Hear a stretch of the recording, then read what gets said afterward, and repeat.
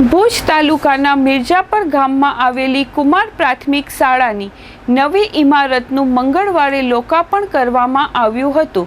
અંદાજે 2.10 કરોડ રૂપિયાના ખર્ચે બનેલી આ શાળાની ઇમારતમાં આધુનિક સુવિધાઓ સાથે કુલ 11 વર્ગખંડો, સેનિટેશન અને ફાયર સેફટી જેવી વ્યવસ્થાઓ ઊભી કરવામાં આવી છે। લોકાર્પણ પ્રસંગે જિલ્લા પંચાયત પ્રમુખ જનકસિંહ જાડેજાએ જણાવ્યું હતું કે અગાઉના સમયમાં વિકાસ કાર્યો માટે માત્ર 2 લાખ રૂપિયાની ગ્રાન્ટ મેળવવા પણ ભારે મહેનત કરવી પડતી હતી, જ્યારે આજે ગુજરાત સરકાર શિક્ષણ પ્રત્યે સંવેદનશીલ બની મોટી ગ્રાન્ટ ફાળવી રહી છે।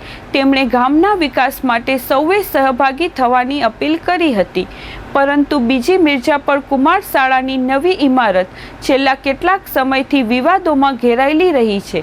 ગામમાં કુમાર અને કન્યા એમ 2 અલગ અલગ પ્રાથમિક શાળાઓ કાર્યરત છે અને હાલ કુમાર શાળા કન્યા શાળાની ઇમારતમાં ચાલી રહી છે। નવી ઇમારતના બાંધકામમાં ગુણવત્તા અંગે પ્રશ્નો ઉઠતા વાલીઓ દ્વારા અગાઉ રજૂઆતો કરવામાં આવી હતી। વાલીઓના આક્ષેપ મુજબ બાંધકામમાં અધુરાશો અને નબળી ગુણવત્તાના કારણે શાળાના આચાર્યએ ઇમારતનો કબજો સ્વીકારવાનો ઇનકાર કર્યો હતો। આ તમામ વિવાદો વચ્ચે મંગળવારે લોકાર્પણ કાર્યક્રમ યોજાયો હતો। કાર્યક્રમ દરમિયાન કુમાર શાળાના વિદ્યાર્થીઓ હાજર ન હતા, તેમજ વાલીઓ વિરોધ કરવા પહોંચે તે પહેલા પોલીસ બોલાવવામાં આવી હોવાના પણ આક્ષેપો થયા છે। ગ્રામજનોએ દાવો કર્યો કે તપાસ પૂર્ણ થયા વગર જ ઉતાવળમાં ઉદ્ઘાટન કરવામાં આવ્યું। ઉલ્લેખનીય છે કે લોકાર્પણ પછી પણ શાળાને તાળા લાગેલા જોવા મળ્યા હતા, જેના કારણે ગામમાં અનેક પ્રશ્નો ઉઠી રહ્યા છે।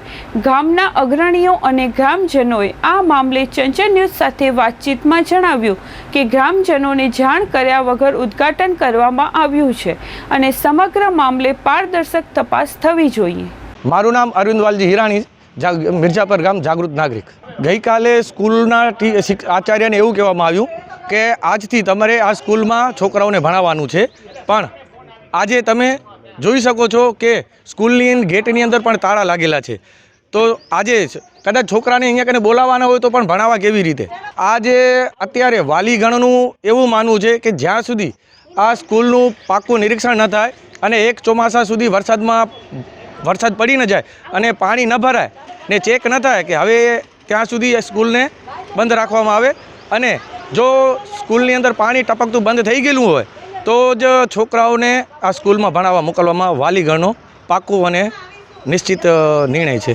ગઈકાલે સમજી લો કે ઓપનિંગ એવી રીતે કરવામાં આવ્યું કે પરમ દિવસે રાત્રે 9:30-10 વાગે મેસેજ દ્વારા જણાવવામાં આવેલું કે આવતીકાલે સ્કૂલનું ઓપનિંગ છે।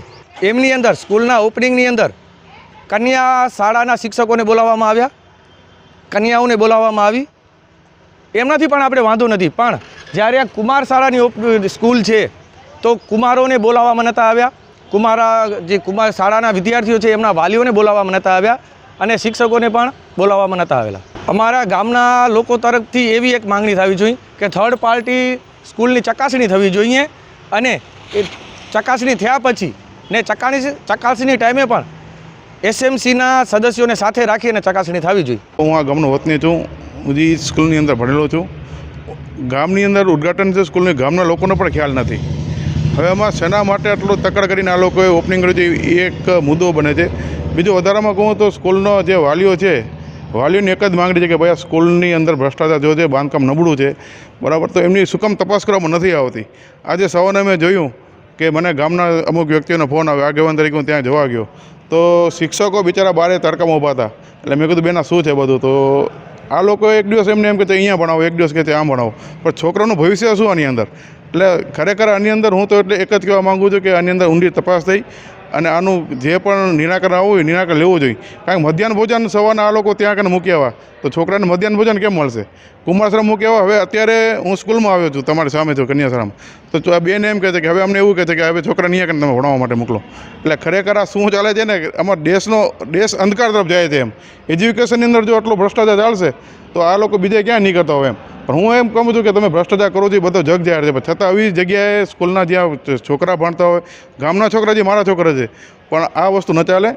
એટલે આની અંદર ખરેખર ઊંડી તપાસ થઈને એનું નિરાકરણ લાવવું જોઈએ।